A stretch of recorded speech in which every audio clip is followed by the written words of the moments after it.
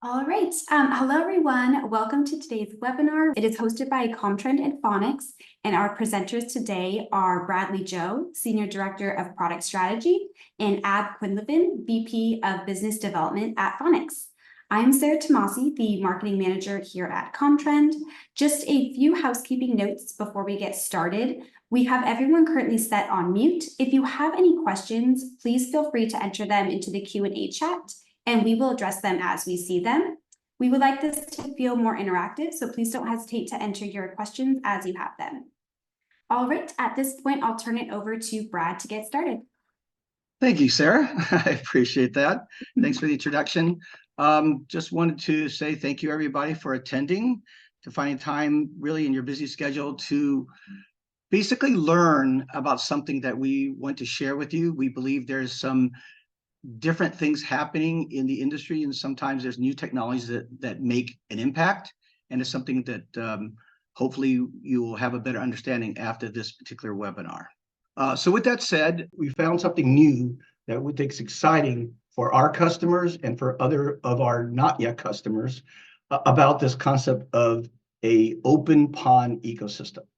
So basically that you can see here by the diagram, that's our direction of Comtrend, because we believe that this is an opportunity for our customers really to change the paradigm that's currently out there and be more competitive and basically begin to get in front of some of the latest trends. So let's talk a little more about that. So what is OpenPON?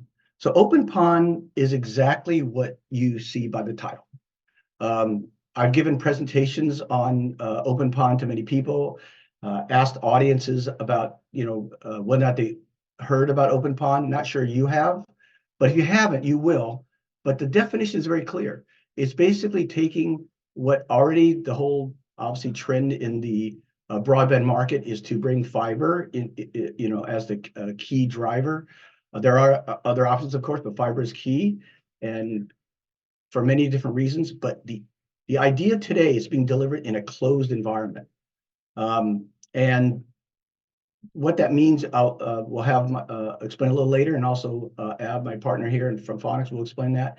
But the bottom line is that it is a capable solution, but as all of you know, the ability of being more flexible and open is a dream of everyone, every rural telco provider, to basically have many options for you to choose and allow you to get the best solutions, be able to control your own pricing decisions, being able to have the ability to lower your costs by being more competitive. So those are many benefits of just the word open architecture. Of course, there'll be questions which we'll address in a little bit about some of the concerns about what open means, but in general, it's the vision of both of what people want today, but also where the industry is going. So let's talk about what we're doing here at Comtrend and in partnership with Fonex. So in my hand here, I know it's maybe hard to see, but you'll see in the diagram on the screen, this is exactly a micro plug, okay, an OLT on a stick. So that, by definition, just think about what that means, an OLT on a stick. The idea that you don't need a lot of hardware, chassis type requirements. It gives you a lot more flexibility, because now this SFP plus ONT can now plug into any different switch you have on your network and become that OLT. So this is just an amazing concept that is being picked up, as you see here on the slide.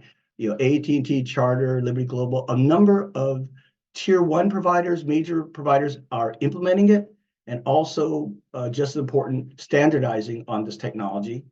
And that begs the question, what's everybody else doing? So again, the exciting part for Comtrend is we believe it's an opportunity to bring and share this with all of you here on this call, but also the market in general, to understand there is another option to deliver access to your customers. And we'll talk more a little bit about which type of customers and how that could be done. But basically, that's the exciting part that Comtrend is pushing across to all of our customers. And hopefully from this particular webinar, you'll learn more about it and also understand that it's, again, something else you should consider when you make your decision going forward. So with that, I'd like to transition to Ab Quinvillan, our partner in Fonex, because we basically look and decided to work close with Fonex because they provide a key part of the solution. And again, I'll let Ab describe that more, but they've been 30 year plus in the market. They've implemented Tibit in a number of different situations, different applications, been doing it since the beginning of Tibit, an early partner of this Tibit technology, which again, he'll explain a little bit. And then we believe together with our history and our services with Fonex, I think basically it's something that is compelling as a total solution. So with that said, I'll go ahead and pass this over to Ab to describe more of OpenPON. Great. Thanks, Bradley.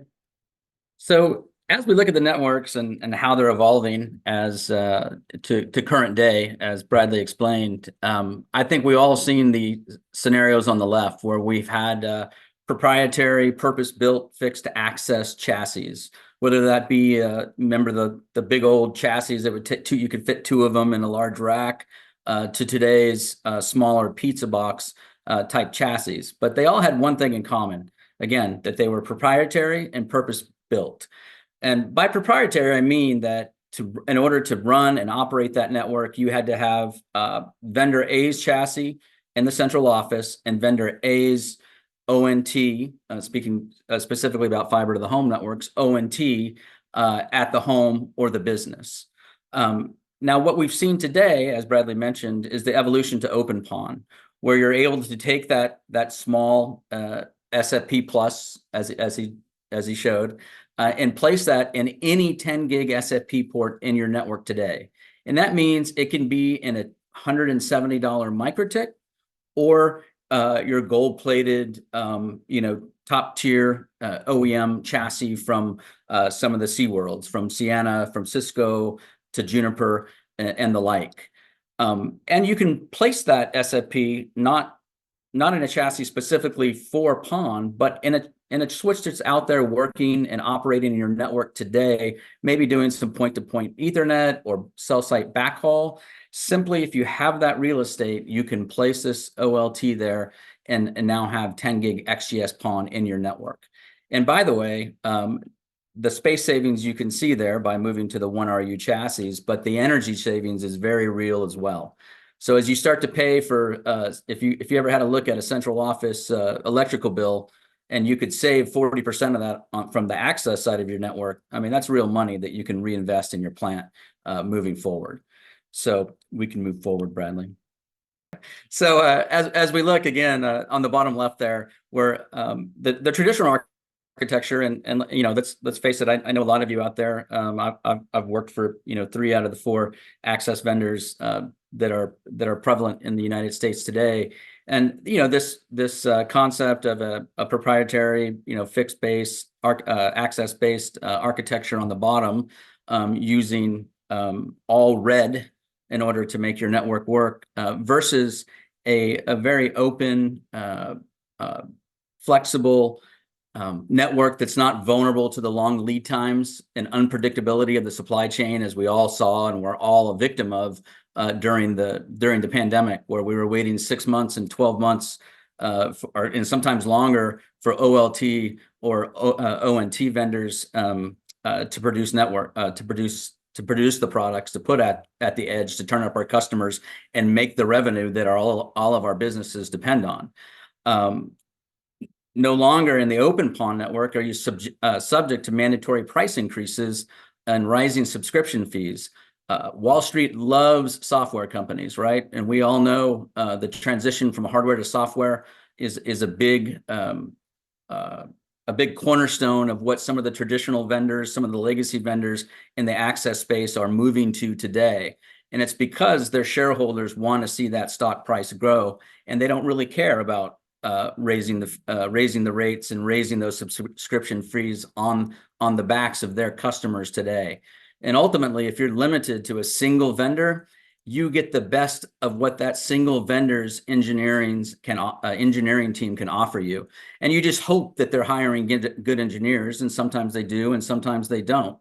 Whereas what we're proposing in the OpenPON network is something where you can take advantage of the best in world engineering as opposed to the best in blue or the best in red or the best in purple engineering. So that concept is resonating very well in the marketplace today. And that's why that slide that Bradley showed, where he showed those tier 1 vendors moving away from the purpose-built chassis vendors, because they've seen the light. And many of our tier 2 and tier 3 customers have as well. And they're moving away from these limited skill sets and manufacturing capabilities of a single vendor, as opposed to an open system in an open world. Next slide, please. And this not just in one form factor. There's no limitation to how you imagine this working. As I mentioned before, that single port unit could be a hardened unit that you put in a remote cabinet that has no heating or cooling, telco grade, or it could be something very enterprise focused, like a small switcher router that costs under $200, that once you place that OLT, that micro plug in that 10 gig housing, you're off and running. You can quickly scale that up to 3 ports, to 24 ports, to 48 ports. We even have customers on the MSO side of the world, on the cable operator side of the world, retrofitting and these strand mount CMTS, this old concept of the strand mount CMTS DSLAMs, where they have micro plugs in those, and they sit out there and take the sleet, the snow, the rain, the hot, the cold, and they work entirely through it. So there's an option for you wherever you're deciding that you might like to start deploying this product and evolve your network forward. Next slide. And the best thing about this, and this is probably one of the coolest slides we put up there, is the fact that in an OpenPON system, we work, and Bradley and his group work with all the world's chipset vendors, right? They don't have to specifically nail it down to one. And so that being said, the microplug today is interoperable with every known ONT chipset in the world, right? Now, and the other point in this is that the microplug is not, Fonex did not design this product, right?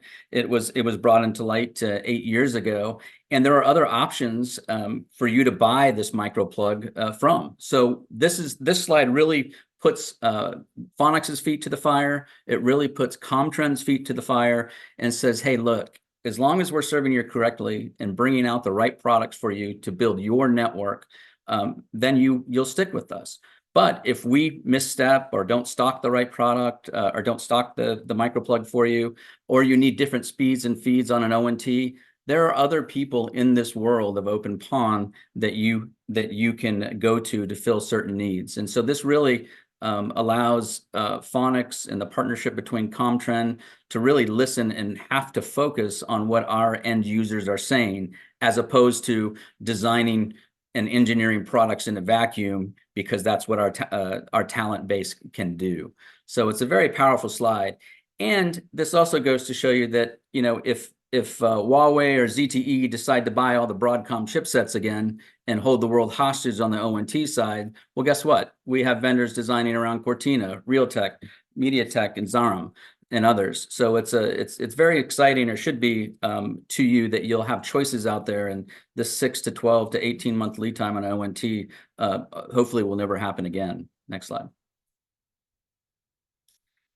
The other piece of this that makes this unique is that the traditional architecture with the proprietary chassis and the backplane also generally had that concept of a switch card that sat on that particular hardware, and that's where your software was located. What OpenPON has allowed us to do, or what it's allowed us to be very nimble, is that we've taken a page out of what the Wi-Fi folks did about 8 years ago, 9 years ago now, where they separated the control plane from the hardware, right? So no longer did that software have to be run on that specific a proprietary purpose-built chassis anymore, but it could run in any one of your VM architectures, server-based or open or AWS or whatever cloud-based container architecture you're running in. We can adapt and place our software there. We give you the choice, and we'll show you this in a little bit, but you could also run that on the hardware.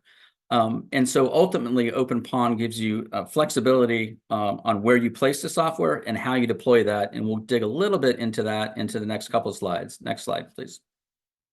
It gives you flexibility in your deployment options, right? It may be the case where you decide to deploy on a particular piece of hardware, a switch or a router that has container capability or that has compute power on that actual chassis. And in that case, you can locate the PON controller and the microclimate there, the two primary ways of managing this product. Or it could be that there is some compute on the hardware, like in that second slice, the middle slide there, and that you're able to place the microclimate, which is the data, the PM data, and that keeps track of all that up in your cloud or your servers, and then run the PON controller, which manages adds, changes, and configurations to the ONTs in the field, in that slice number 2. Or you can do this totally virtualized, like you see in that third slice.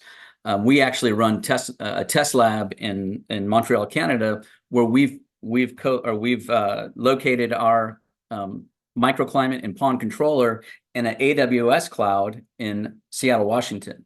So we're running a network in a lab in Montreal from Seattle, Washington, and have full capability change and all security built up around that. So it's very flexible in the way you can deploy and manage this product, and it's fully manageable and built out. Next slide, please. Just as an example, everything we're talking about, and I should have mentioned this earlier, this is all standards-based XGS PON.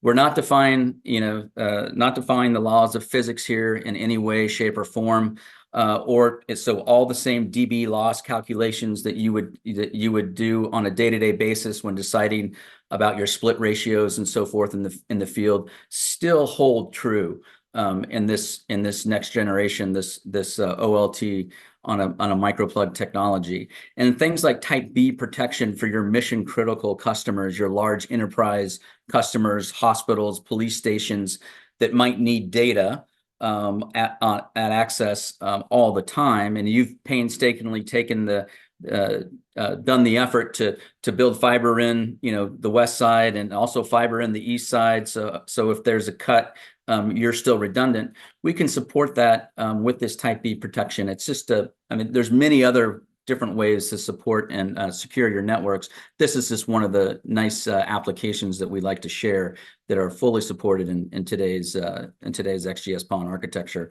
with the OLT microplug. Next slide, please. And all of this is done, and this is probably one of the most important things that operators, that service providers want to hear. This is all done with a integratable, open interface, REST API that out of the box can operate with the existing OSS systems that are prevalent across the rural service providers today. And so out of the box functionality is there, and obviously a deeper integration, if you so choose to take that, is available for you and has been, and we have that, it's been done across certain customer of ours to one extent or another for the last 3 to 4 years. So the most important thing is this is a well-documented REST API that is standards-based and can be easily integrated into existing OSS BSS because it is not proprietary. So we don't have to go ask a legacy access vendor A, B, or C to open up their code so that they could integrate into our OSS. It's just there. We have the API documented and published for you guys, for your engineering team to decide how to integrate it into your OSS BSS operations. Next slide. And we've done so and still kept it very easy and intuitive to manage. So you're going to see a traditional tree on the left where you can choose the different views you'd like to see, the different dashboards and network conditions that you would like to have popped up, and enable you to monitor statistics and globally set devices, do global upgrades or single ONT or single OLT upgrades. It all really is flexible and depends on what you would like to see. Next slide, please. Just a little deeper dive into that network tree, but more importantly, on the next slide, you'll see that the advanced analytics and statistics that we can display looks a lot like what you're probably seeing and paying a lot of money for from your existing networks. And this is all, these are pre-canned, pre-built screens that we can point you to and that you can implement, and the cost is $0. So no longer are you going to see a network of 1,000 subscribers costing a service provider anywhere between $20,000 and $28,000 a year to operationalize and manage if they want to see statistics and analytics pushed to them like this. We have hundreds of screens that we can share from you that you can implement, that we can help you implement to design the dashboards you would like to see. All right, next slide. And the bottom line is that, especially in the Greenfield scenario, they're pretty simple. As I mentioned before, if you have an existing switch or router out there, or you would like some introductions to some of our great white box switch partners out there, we can do that as well. But we enable you to, on a one-off basis or a network-wide basis, deploy the microplug and move on to the next generation XGS-PON simply by slotting an SFP Plus rather than buying a whole new set of chassis and adopting a whole new a way of operating your systems. And that's all the way from the XGS-PON ONT to the Wi-Fi 6 gateway, if that's what you so choose to do. But ultimately, this is flexible and easy to stand up. And even if you have to install the software from scratch onto a server, I mean, we're talking 2 to 4 hours, and you guys are up and running.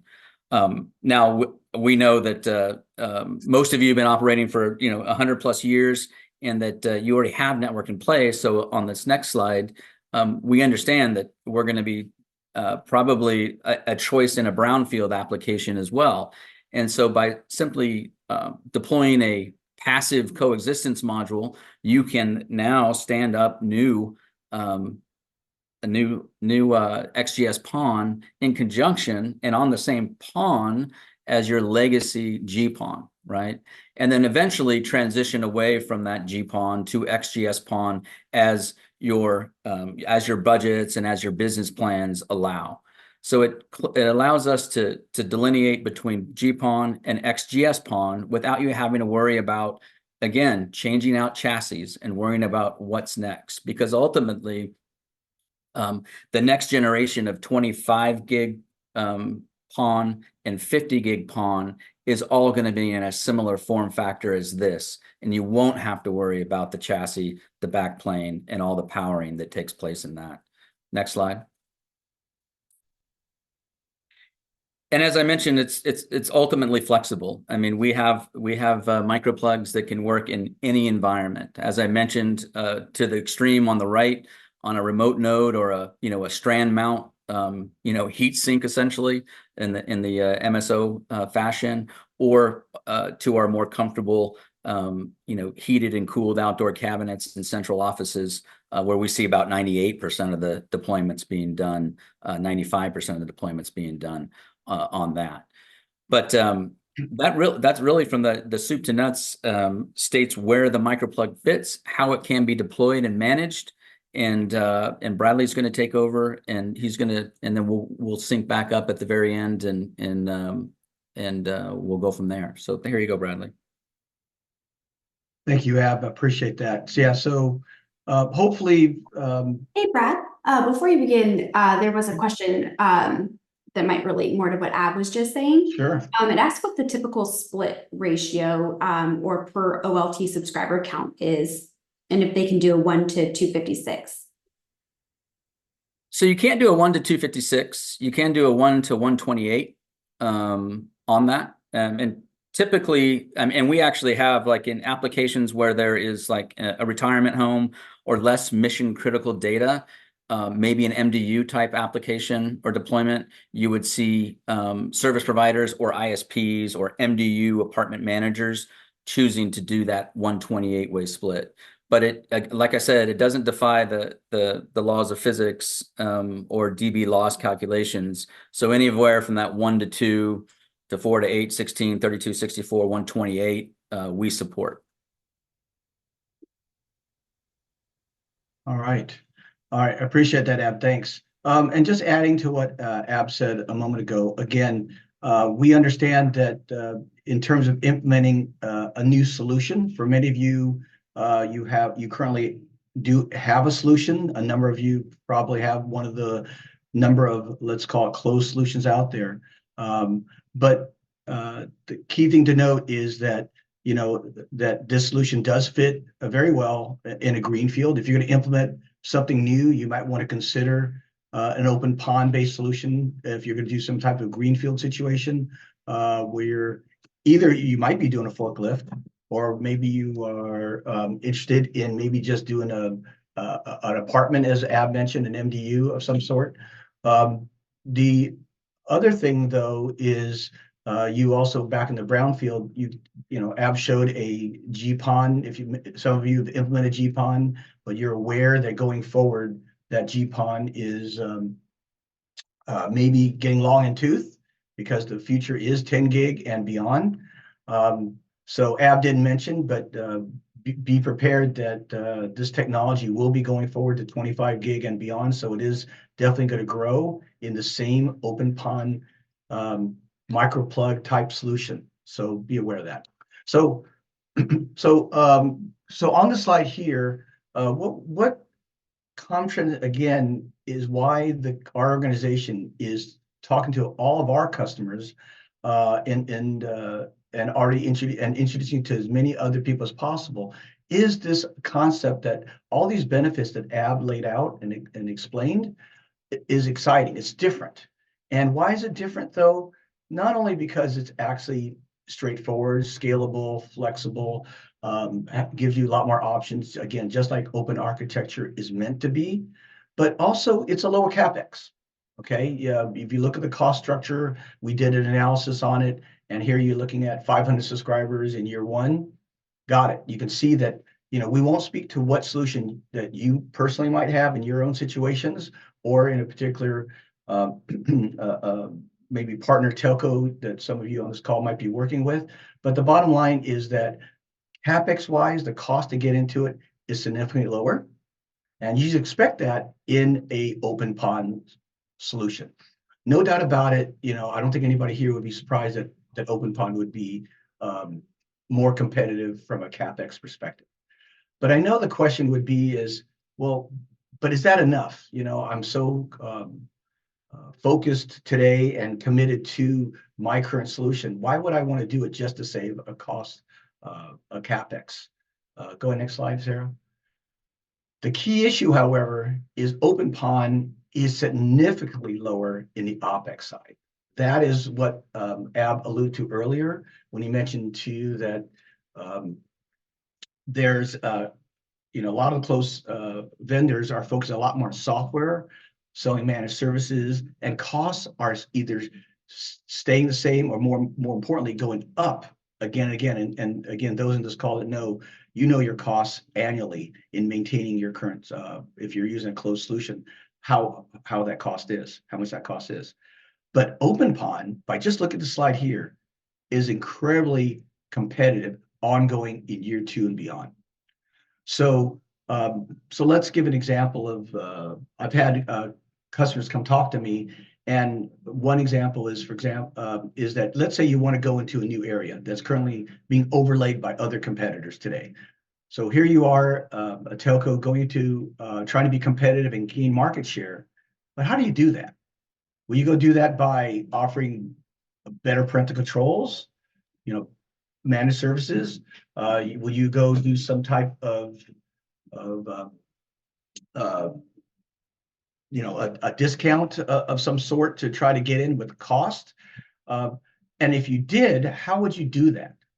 Well, if you have one of the competitors overlaying with a closed-end solution A, and another competitor coming in already in the market with closed solution B, then you have to begin with costs, because again, as you know, the key driver to new subscribers is the price and broadband speeds.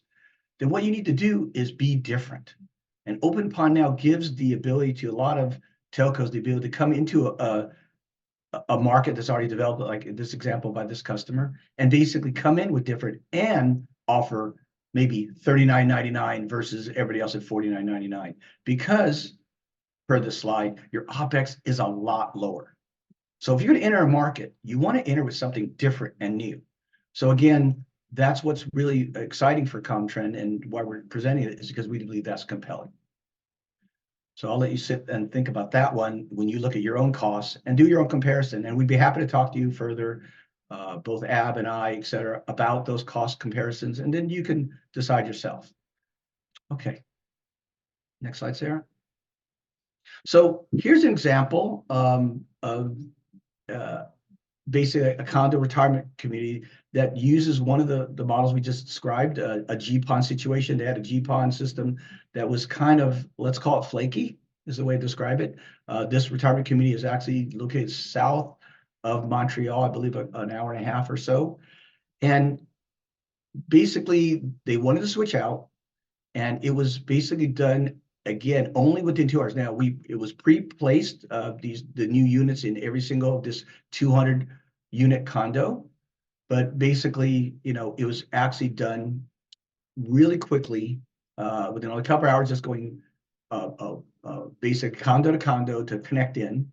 And then what's more exciting about it is that it really, to this day, 1.5 years later, there are no service calls on it.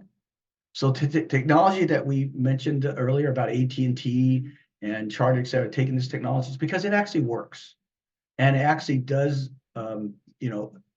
install quickly. And the key issue then is that if those two are true and the CapEx is low and OpEx is extremely competitive, this again is something for you to think about and consider. This was done by our partner, Ab here at Fonex. I don't know, Ab, you want to add to that? But yeah, no, it was a traditional vendor being used there, and like Bradley said, we were able to walk in there with a white box switch, switch out the purpose-built access chassis, and within several hours have everybody up and running again. Now, that being said, Brad did mention the infrastructure was still in place, so we just snapped into the existing split ratios and fiber, and we were up and running. So very similar what in a condo, what you could do in a small development or an existing brownfield you might have, or if you were developing a greenfield, hedging out and some sort of a CLEC strategy next to your existing territories. All right, next slide, sir. So again, just to repeat, so our commitment at Comtrend is that we believe OpenPON is the way to go. It's our commitment as an organization to present this to as many people as possible, to build out our vision at Comtrend of last mile access. Next slide. And so we've, historically, these are our solution sets, the fiber ONTs, gateways, home networking, et cetera. But please note that these products, the ONTs, the gateways, these all are designed to fit into that OpenPON ecosystem. We understand, as Ab said, that there are many competitors out there, and you might ask, Comtrend, well, Comtrend, are you selling the OLTs? Why are you presenting OpenPON and talking so much about it? Well, we believe, again, that it's competitive, and it is something that is really a direction that many that really the industry is taking. And so our products will fit into that. And we believe we're going to be very competitive and going to provide this infrastructure with partners such as Fonex and actually even others we're working on to build out this OpenPON ecosystem. Next slide. And very quick one, our ONTs are pretty much the ones you expect. We have a 2.5 gig of VoIP in our 4283 first one. We have a 10 gig VoIP only in the middle, and then on the right, our newest 10 gig with VoIP. So we understand VoIP is going to be a requirement for many of you that are looking for government funding and BEAD funding. So, our products will be there to support it. And we are adding, to be announced shortly, another device. I think I could just prep it just saying a SFP plus ONT is coming to the market to allow additional flexibility for to plug into any SFP plus port. So basically that's our current roadmap on ONTs, and we'll continue to develop and support, again, this OpenPON. Next. There was a question. It asked if the network management system can run speed tests for FCC funding requirements. Yes. Awesome. Thanks, Ab. That was quick. Okay. And then finally, of course, again, part of the ecosystem, you still need gateways. And here's our line of Wi-Fi 6 gateways. I don't want to add too much of that, but it's Wi-Fi 6 and Wi-Fi 6E. And of course, later on, when something becomes more standard, expect that from Comtrend. Slide. And then finally, just a brief, again, this commercial here talking about how our products are Plume enabled. Many of our customers have asked about it. Not everybody does Plume, but for those that do, we have made the investment and we support Plume across our line of gateways if you're looking for that. Okay. So, next slide. So to really close off, again, the intent of this webinar is just to introduce, for those that haven't heard about OpenPON, the concept of it and what basically the key points are about it, its benefits. But in summary, really is easy. We do provide, in partnership with Fonex, if you want to try it out, a trial kit for you to test it out yourself. Again, up and running really quickly, so you can do hands-on and see how quickly and easy it is to plug and start and get it up and running. Also, by trying it yourself, you can actually see how minimal effort is. I know one of the challenges that our customers ask sometimes is, well, Brad, it's going to take more time. I have very minimal IT support, right? My technical team is very small, and the idea of adding something else on their list is just hard to imagine given how busy they are. But reality is that definitely, number one, this is so much better than the idea of forklifting out, trading from one closed system to another, that's for sure. But it's really, as Ab showed in his slides, pretty much easy to use. And again, we want you to try and take a look at it yourself. Remember, the Tibet technology, which we talked only briefly, is really based on a startup that was really developed from people who developed PON technology in the very beginning and built the startup. And this Tibet-based technology was designed from the ground up to be much easier, to be that disruptor in the market and to change the model. So that's that. And then finally, again, the saving money part, that CapEx, OpEx I described, hands down. If you'd like to do an analysis, we'd happy to do a quote for one side so you compare to what you're doing and do your own analysis of what savings you can make and allow you to be more competitive going forward. And then finally, again, one other thing that people will ask myself and Comtrend is, well, wow, open architecture. Does that mean I have a lot of work to do? That basically I have to integrate these different pieces myself? Because that is also what you expect in an open architecture world where you think, oh, there's a lot of work. But what's happened is that by Comtrend working with other partners to do better integration and talk the same story and also link test our products together, Fonex is there.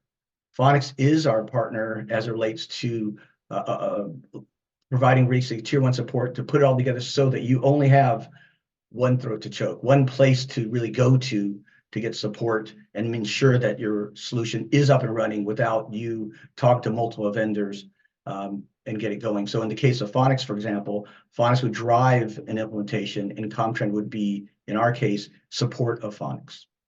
Right. Do you want to add that? Yeah, no, that's a great point, and forgive me for not really being a champion of that sentiment up front. Tier 1 is Fonex is the Tier 1 support. We spent 2 years with the Tibit microplug in our lab, running it on various switches, probably 5 or 6 different switches, proving out the chipset architecture and interop. We interop with over 50 ONTs in the world theme to make this product and this ecosystem gel together. So it was 2 years in our own labs before we brought it out commercially to actually sell to our customers. So we have a great expertise and have been selling this now and working with the Tibit microplug for over 4 years. So it's pretty incredible what that team's been able to do from a Tier 1 support and engineering standpoint. All right. So Sarah, slide. So again, these are our contacts. If you have any questions for us, the key issue is you have to see it to believe it. So it's very simple to either set up another direct presentation. Be happy to talk to you directly, Ab or myself or others on our teams. But the key issue is actually what we would love for you to actually call us out. Is it really that simple? Is it really that quick? There's only one way to find out, is to reach out, and let's have the opportunity for you to take a look at it. Again, something at minimum, even if you're not planning to do anything in the short term, because again, the idea of looking at access and making changes probably scares everybody a little bit because it takes work, but at least you get a chance to learn about what's possible going forward. So with that, next thing, Sarah. So this is a great time for anybody to try to stump myself or Ab on any question you might have. Not that hard. Okay. We had one question. You guys kind of touched on it, but maybe you can address it a little bit more directly. They were wondering what kind of expertise is involved in implementing this kind of solution. Yeah, that's a good question. Typically, in this day and age, with the central office technicians and the wherewithal a lot of the IT staff has, even if it's a short IT staff has, and knowledge of open and standard VM or container-based server architecture, it would just take a little bit of that. And then in regards to the access and to be able to work through the GUI interface, again, it's simply logging into an IP address and moving that forward to configure. And again, the Tier 1 support and the initial turnup, if you want us to be there, Fonex is there to help you with that initial turnup. A lot of folks choose to try to do it themselves, and then when they get through it, they're good. They call us and said, "Hey, it's up and running. Everything looks cool, but I have some specific questions about this, that, or the other." But we're happy to do it that way, or happy to jump in physically or virtually to help you get those first turnups up and running. We had one person wanting to see the contact information, so I'll leave this up as we're going through the rest of the questions. There was a question on if you support beyond XGS-PON and what that upgrade path would look like. That's probably one of the best questions I've heard, because it's almost a commercial, or it's almost a total advocacy for what we're saying. The next generation of 25 gig and 50 gig PON will also be SFP based, whether that's a SFP plus or 28. I believe 25 and 50 gig are SFP 28 based, so they'll plug into the switches and routers that you have in your networks that are already evolving to that next generation of interface, right? So again, as your core evolves now, if you lock into this OpenPON concept, so will your access network. So they go hand in hand. Awesome. Well, I think that was it for questions. So we'll end it here. Thank you all for your time and joining us for this webinar. Brad, Ab, do you have any last thoughts before we leave it here? Just wanted to, hopefully everybody here learn something new if you haven't heard of OpenPON. And again, even if you decide not to do it in the short term, it's something to at least be aware of an industry direction. Everybody wants to be open. That's kind of, everybody talks about it, but I think OpenPON is something is time to investigate if you haven't already. So I appreciate everybody's time to learn more about it. Thank you. All right, thanks again, everyone. Bye. Bye-bye. Thank you.